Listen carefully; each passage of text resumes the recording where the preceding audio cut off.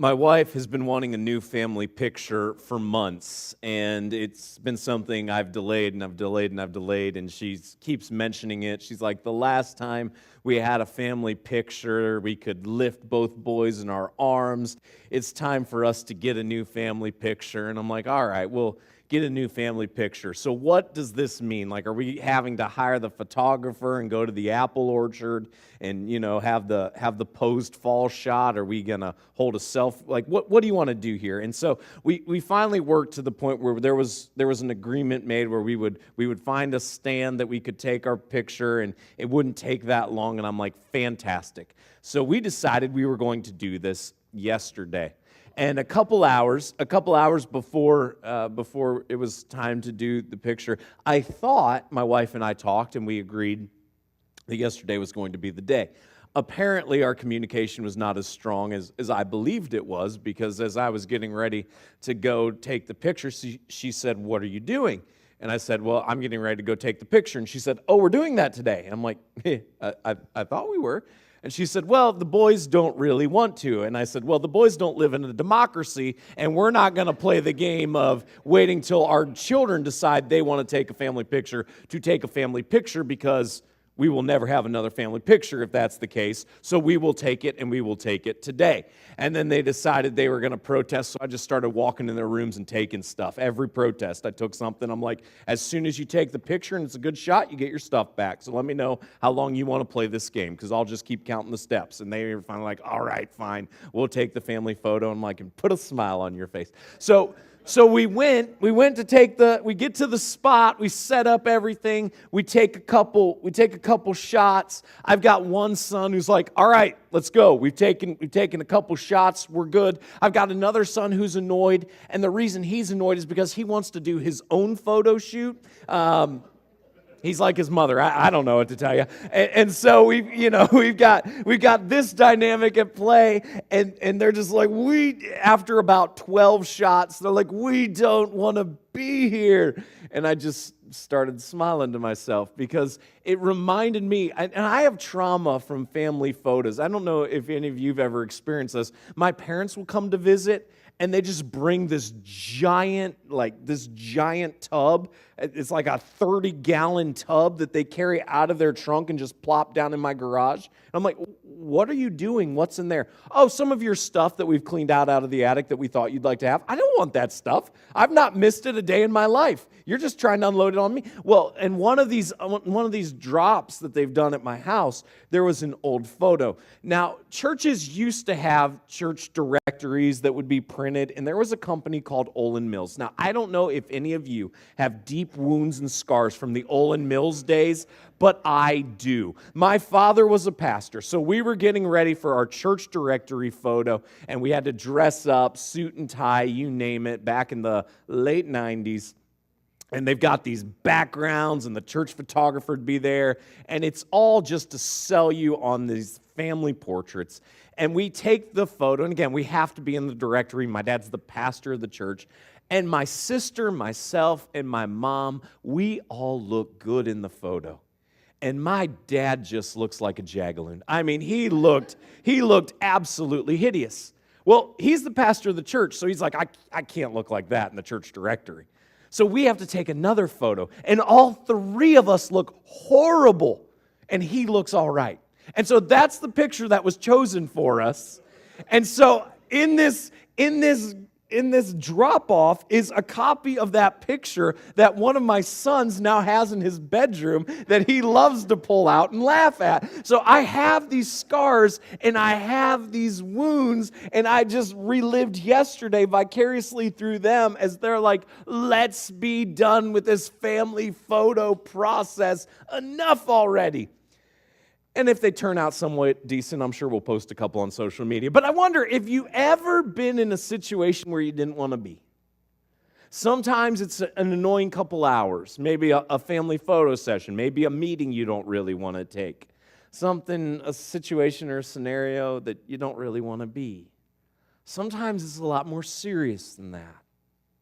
And you're like, yeah, every day I wake up, I'm in a marriage I don't want to be in.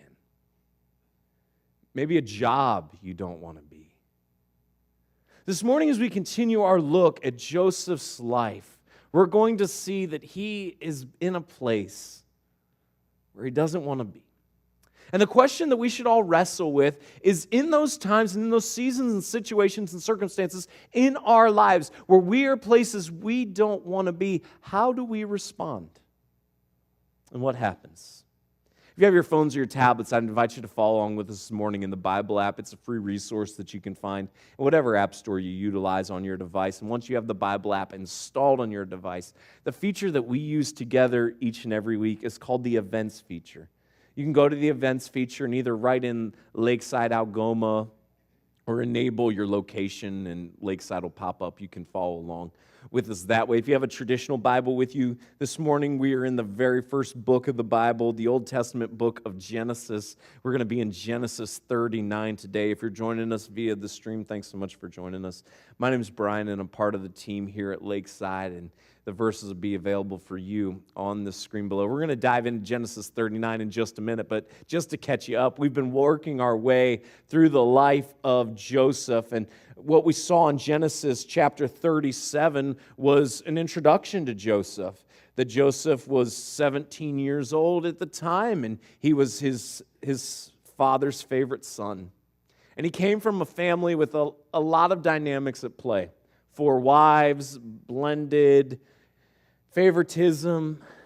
Joseph didn't make things any easier when he went out and he tattled on his brothers, and his father gave him an elaborate gift so that it was clear to all his brothers that he was, in fact, his father's favorite, and his brothers hated him and wanted to kill him.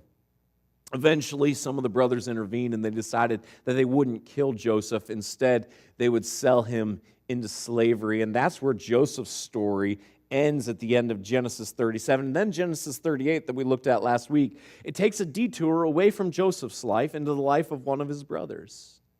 And we see how his life unfolds with some of the situations and circumstances of his life and his relationship ultimately with his daughter-in-law, and how that gets messy. And then we pick back up in the life of Joseph in Genesis 39, where we start this morning.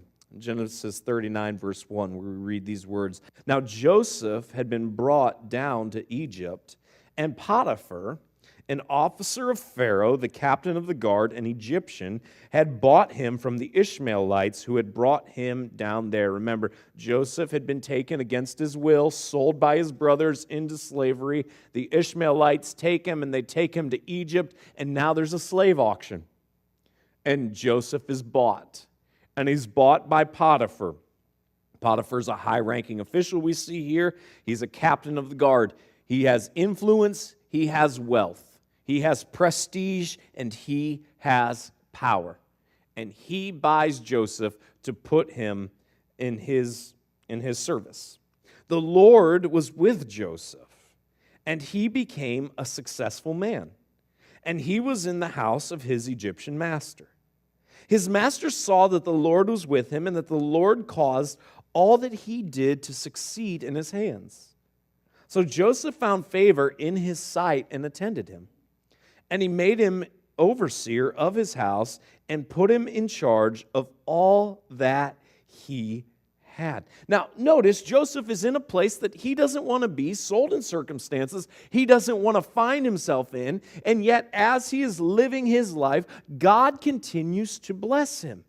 God is blessing Joseph and vicariously Potiphar. Potiphar as a result of the job that Joseph is doing. And he notices the job that Joseph is doing, and he notices that Joseph is doing quality work, that God is blessing it, and so he promotes Joseph. Joseph is there under less than ideal circumstances. But notice, he doesn't sit and have a pity party for himself. He isn't paralyzed as a result of what has happened to him. He continues to put forth effort. He continues to be a hard worker. God blesses him. God blesses Potiphar. Potiphar then blesses him and gives him a promotion, more responsibility. From the time that he made him overseer in his house and over all that he had, the Lord blessed the Egyptian's house for Joseph's sake. the blessing of the Lord was on all that he had in house and field. So he left all that he had in Joseph's charge, and because of him, he had no concern about anything but the food he ate.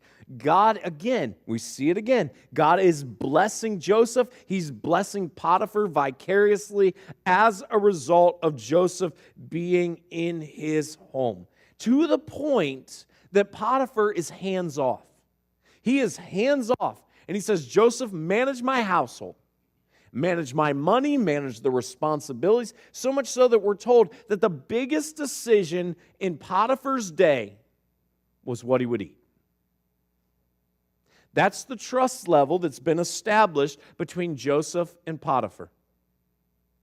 That Potiphar is completely hands off, and the biggest choice and the biggest decision of Potiphar's day is what he will choose to eat. The rest is under Joseph's care. Now, Joseph was handsome in form and appearance.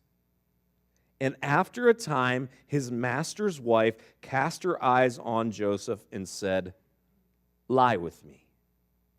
Now, lie with me is sanitized. This is not the world's worst pickup line that has ever been spoken into existence. It was much more descriptive,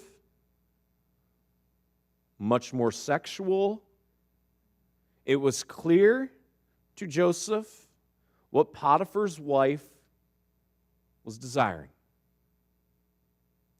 And you have this dynamic where Joseph is working. He's a hard worker. He's been successful. Potiphar has entrusted the household to him.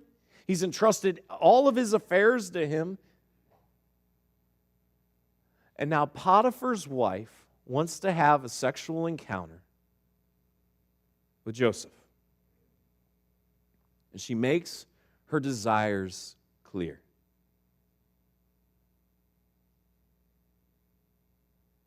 Question: how do you respond? How do you respond when you don't have to work for it? When it's presented to you?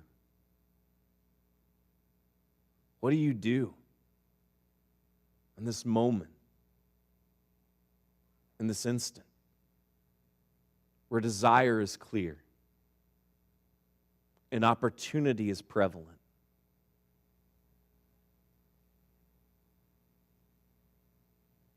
But he refused, verse 8 says, and said to his master's wife, "Behold, because of me, my master has no concern about anything in the house, and he has put everything that he has in my charge. He is not greater in this house than I am, nor has he kept back anything from me except you, because you are his wife. How then can I do this great wickedness and sin against God?"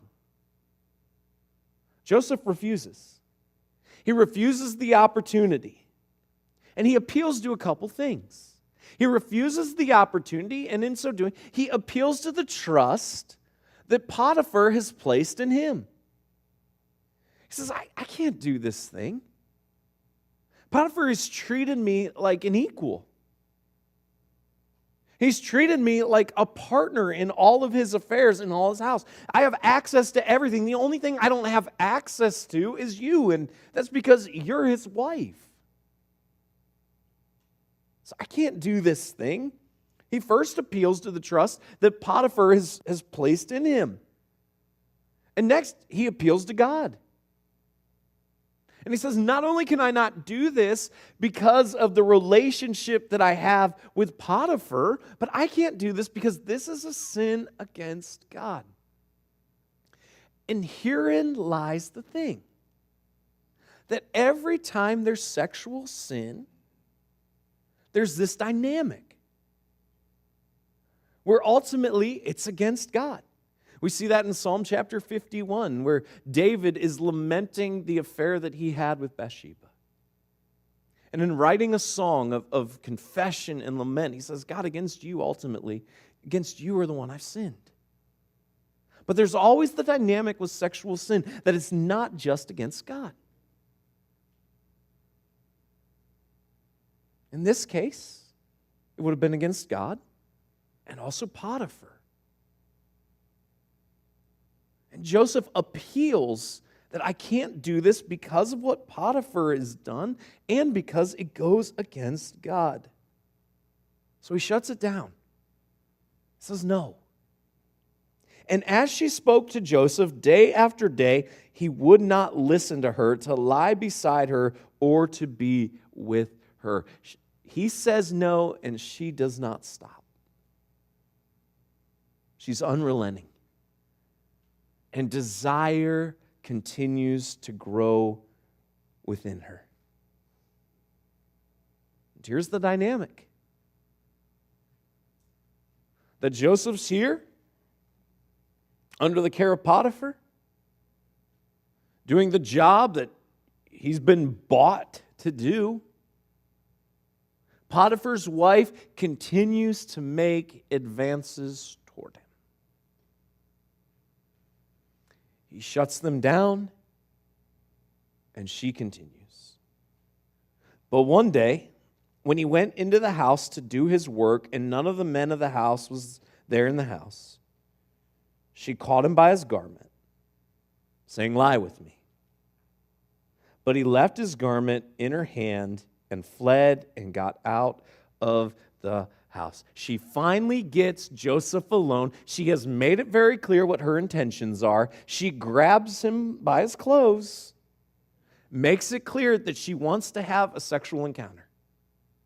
She's made this abundantly clear, and she continues to make it clear. And Joseph runs out of the house, leaving part of his clothes in her hand. If you are ever in a situation where you're being propositioned,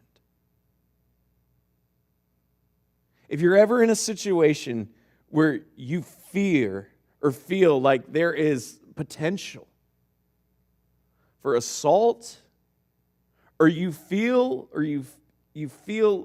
fear that your boundaries will not be honored, and you have an opportunity to get out of that situation. And unfortunately, there are circumstances and situations where that isn't always the case. But if there is a situation where you have that feeling in your heart and in your soul that something is not right here, get out. Take the opportunity to leave. Forget the optics. Forget what it looks like. Forget how you're feeling. Get out. Get free. Worry about it after that. But if you have that opportunity and you have that voice, whether it's the Spirit of God, whether it's gut intuition, whatever it might be, and you feel like somebody is propositioning you or somebody is flirting with you and it's unwelcome, or somebody is trying to force you into something, into going further than what you want to, whatever the case may be, get out. And I know it's seldom simple. I know it's seldom easy. I know it's seldom cut and dry. But follow that prompting if you have the opportunity. She grabs Joseph by the garments, propositions him again, and he just books it. He's out. And she's left holding his garments. And as soon as she saw that he had left his garment in her hand and had fled out of the house, she called to the men of her household and said to them, "See, he has brought among us a Hebrew to laugh at us. He came into me to lie with me, and I cried out with a loud voice. And as soon as he heard that I lifted up my voice and cried out, he left his garment beside me and fled and got out of the house." And notice what happens. She completely turns it around. She lies. She, who has been the aggressor, now plays the victim card and says that she is the one who is the victim. Now, what do we take from this? Well, there are a couple things. The first is that there is evil in this world. There always has been evil in this world. That there is desire that burns that is inappropriate. There has always been desire that burns that is inappropriate. Something that isn't talked about much in our society is this reality that sexual assault can happen to men as well. And if you are a victim, whether a man or a woman, whatever the case, if you are the victim or have been the victim of sexual assault, it can be very uncomfortable to talk about. It can be very difficult to process. Sometimes your body will have a physical response and a physical reaction, and you wrestle and you struggle through the implications of that, and you think that you start to war with your mind. Was it maybe consensual? Was it something that I ultimately, as a result of that? And remember, God has designed us with a material aspect of us, that's our bodies, and an immaterial aspect of us, our souls and our spirits, our feelings and our emotions. And all sin impacts every part of that. But sexual sin, we're told in the New Testament, is a special category. And if you have been the victim, or if you're currently being victimized, I know it's not easy to talk about. I know it's not fun to think through and to process through. But my promise to you is this: if you will talk to us, we will treat that in the strictest of confidences. And we will help you on a healing journey. Through counseling, it might be having to get you out of a situation or out of circumstances, and that can get messy, and we will put ourselves on the front lines for you.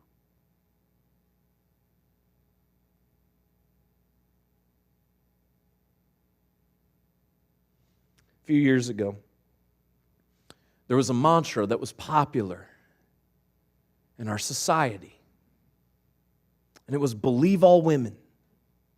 And this is not meant to say that women are evil and they're hateful and they're a bunch of liars, but this situation right here highlights the problem with that. And this warfare between genders that is happening in our culture and in our society as the antithesis of what God designed. And it's so clearly a tool of the enemy and the evil one to try to divide and to build dissension between men and women. The reality that we see here, the reality that we see unfortunately in our culture unfold, is that women are victims of sexual assault, and men are victims of sexual assault. And it's always messy. And it's always hard. And Joseph, who did the right thing, has now been accused of attempted rape. Then she laid up his garment by her until his master came home. And she told him the same story, saying, "The Hebrew servant whom you have brought among us came into me to laugh at me, but as soon as I lifted up my voice and cried, he left his garment beside me and fled out of the house." She continues her lie, now telling it to Potiphar, her husband, and the lie continues to spread. First, she told it to the other workers of the house. Now she holds on to his garment because she's creating the narrative. She's concocting the scene. And now she tells her husband. And as soon as his master heard the words that his wife spoke to him, "This is the way your servant treated me," his anger was kindled. And Joseph's master took him and put him into the prison, the place where the king's prisoners were confined, and he was there in prison. Potiphar is irate, and rightfully so. If you are told that somebody has come and tried to victimize and sexually assault your spouse,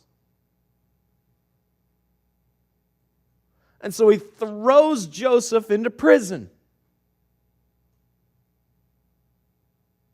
Joseph, who's innocent,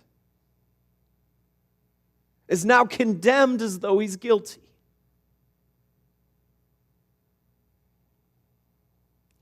But the Lord was with Joseph and showed him steadfast love and gave him favor in the sight of the keeper of the prison. Notice this dynamic. But the Lord was with Joseph. Even when everyone else is against him, even when everybody else believes the lie, even when everybody else thinks the worst of the worst about him, because they think here's somebody who attempted to rape somebody, and that is the picture that they have in their minds of this man.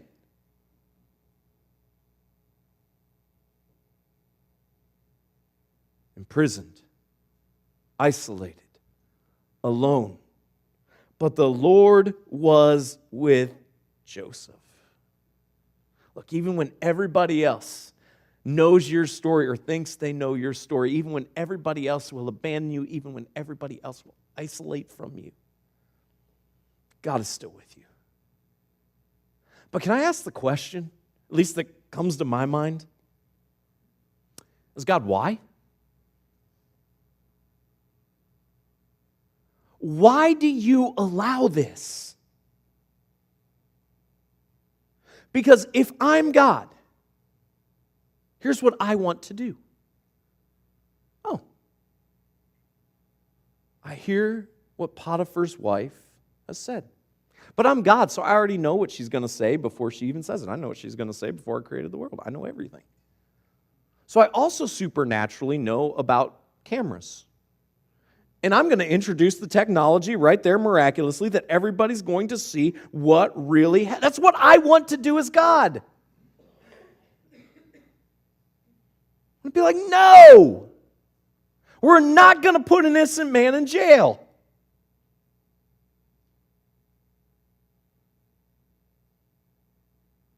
We're not going to allow that to happen. And yet what we see here is God is with Joseph. I don't know why God always allows us to go through situations and circumstances that He allows us to go through. I wish I had a succinct statement that I could give you that would just make it make sense. And I can explain it theologically, don't get me wrong. I can sit here and explain it to you theologically, but when you find yourself in prison for something that you didn't do, when you find yourself accused of raping somebody, when you were ultimately the victim, that theological explanation, it might comfort you ultimately, but in the moment, emotionally, it means very little.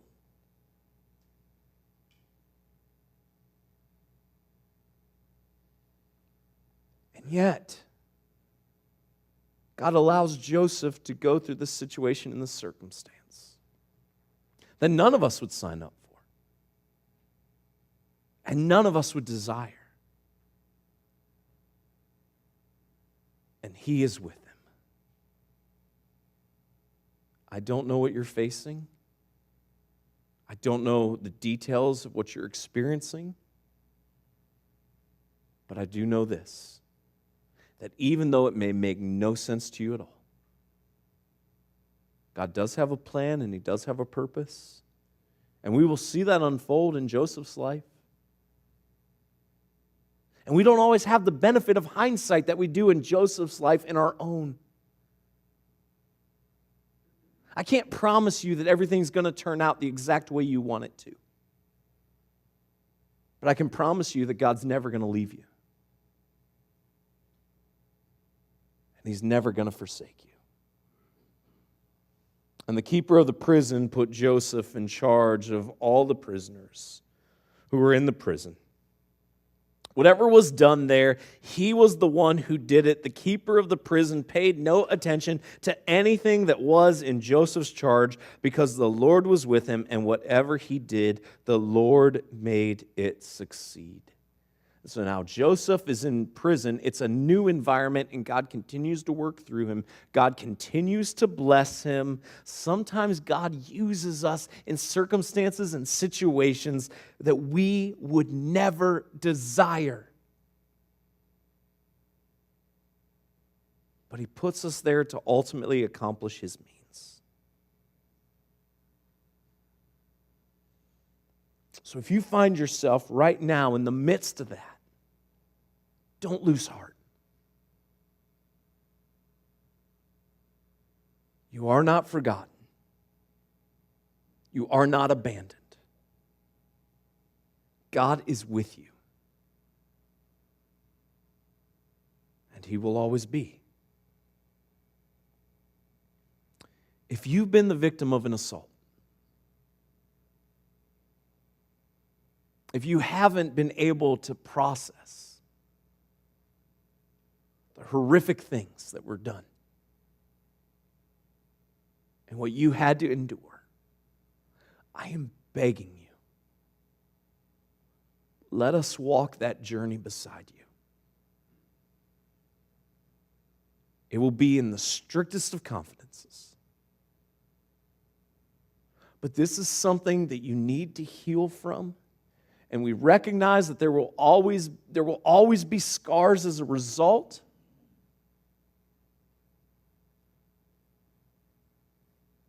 But don't walk through it alone.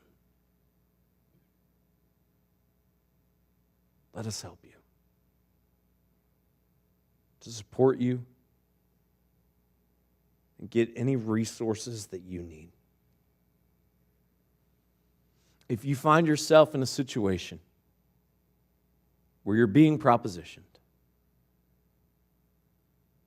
whether it's work, school, online, friend, neighbor, whatever the situation is, and you have the opportunity to get out, get out. Don't worry about the optics. Get out.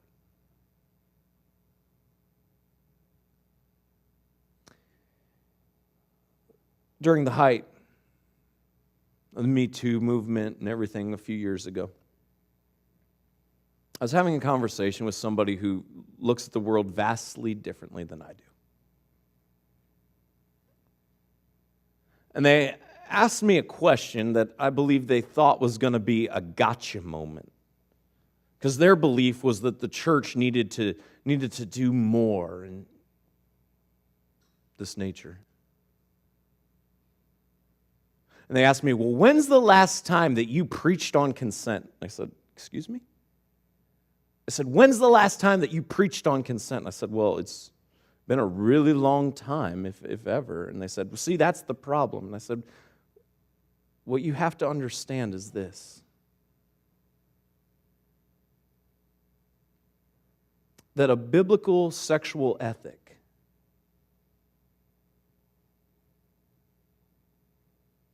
is built on a lifetime of consent and a lifetime of commitment. Our culture has so devalued sex to be this idea of, well, it's just an encounter between two people, and then whatever happens from there. And God's design is so radically different and so much more beautiful and powerful than that. Because God's design is that sexual activity is to happen within the confines of a marriage which is permanent. Built on a husband who sacrifices himself in the same way that Christ sacrificed himself for the church, that he elevates his wife and he puts her needs and her desires before his own. and a wife who responds in love and respect.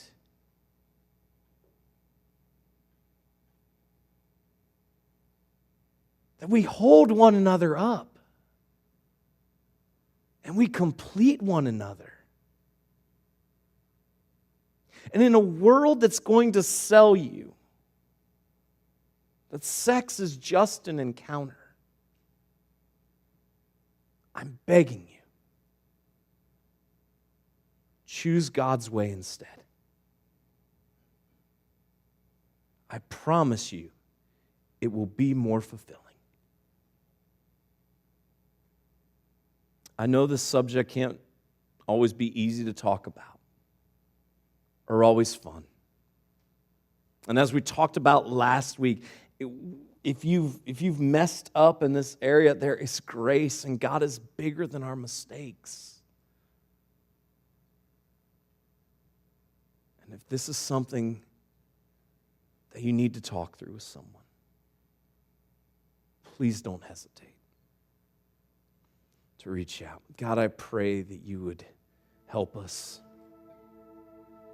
honor you with our bodies.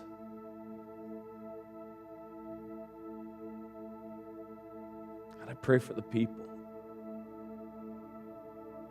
who have been victims of an assault.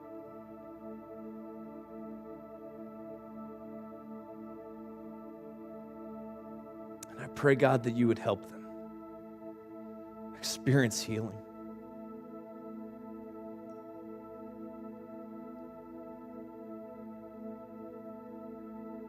And I pray for people who feel like they've had to bury that down and not talk about it with anyone.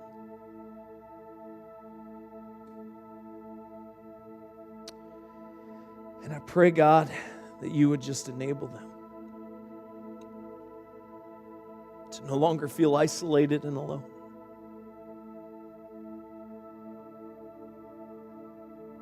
Pray for the person who's been falsely accused,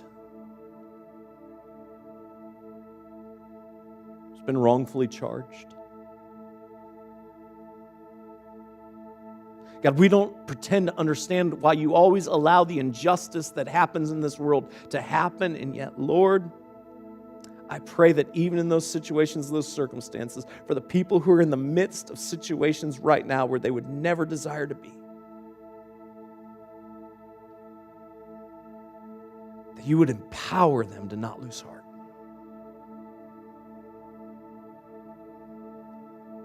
God, help us honor you with every aspect of ourselves. Be honored and glorified, Jesus. It's in your name we pray.